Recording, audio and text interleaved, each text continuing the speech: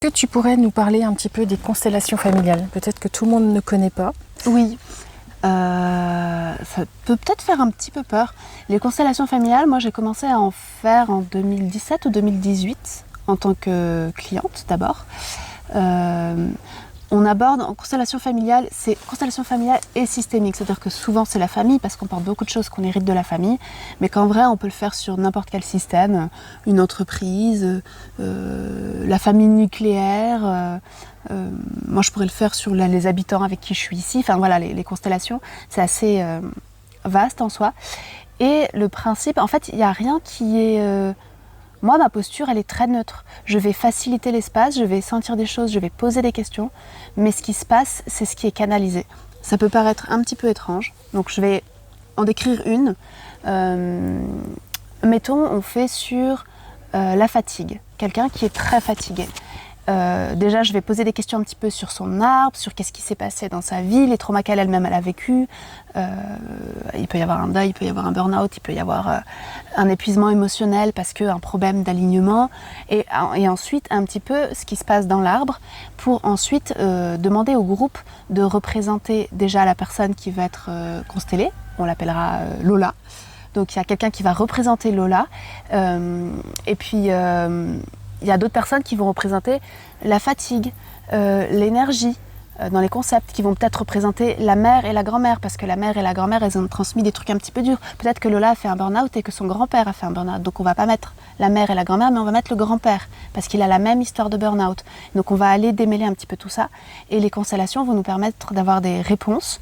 Il y a quelque chose de très factuel de « j'assiste à ça », Lola assiste à ça, et il y a des prises de conscience. Et ça, c'est ce qui est très matériel. Et après, il y a tout le travail énergétique, parce que tout ce qui est bougé et tout ce qui est canalisé va aussi venir se déposer et modifier les choses dans le concret. Mm. Donc ouais, les constellations familiales, c'est ça, et ça bouscule vraiment des choses. Si on prend l'exemple de la fatigue, la personne qui va représenter la fatigue, elle va avoir des sensations peut-être corporelles de bâillement sans cesse, de besoin de s'allonger, de j'en peux plus. Et en fait, la personne qui représente, elle a juste à laisser faire, à accueillir cette fatigue-là, en sachant que ça ne lui appartient pas à elle, mais vraiment à ce qu'elle est en train de représenter. Et une fois que la constellation est terminée, la constellation est terminée.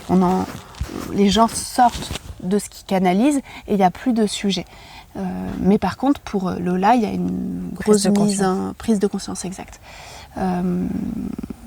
Voilà, donc c'est quand même une pratique, il peut y avoir des choses un peu remuantes, mais moi je prends quand même soin de chaque individu pour que ce soit ok pour tout le monde, aussi bien les personnes qui représentent que la personne qui est spectatrice de son histoire.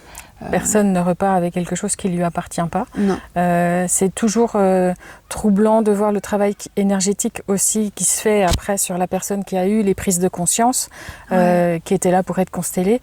C'est très puissant comme travail, et de toute manière, il est accompagné et nous restons là ensemble pour en parler avec la personne s'il y a besoin.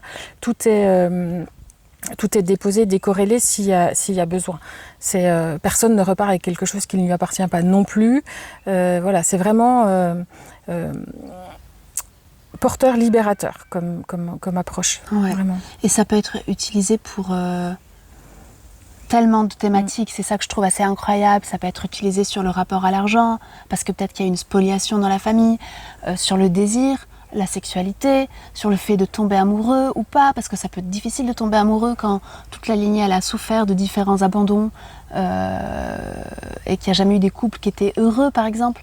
Bon bah c'est compliqué de s'autoriser à soi-même tomber amoureux et être heureux en amour si ça n'existe pas pour soi, même en termes d'énergie ou d'énergétique. Donc voilà, ça peut être son rapport au corps, la haine à son corps, les maladies auto-immunes, elles sont pas là par hasard, c'est très très souvent psychosomatique, donc d'aller voir tous ces sujets-là ensemble. Donc en vrai, quand vous arrivez dans la retraite, vous arrivez globalement avec une problématique, mais cette problématique, ça peut juste être un désir d'être mieux, sans savoir la nommer, et c'est justement tout notre travail, à Sandrine et moi, d'aller voir tout ça. D'aller voir ce qui est à mettre en lumière pour dépasser et aller mieux. À partir du moment où vous êtes présent, vous me donnez l'autorisation de ce décodage énergétique, et on peut partir sur des pistes comme ça. Et on peut trouver les points d'entrée, les points à regarder d'un petit peu plus près pour vous permettre ce mieux-être. Voilà. Bon, j'espère que ça vous éclaire. Oh, c'est bon, on peut aller dormir. 12h37.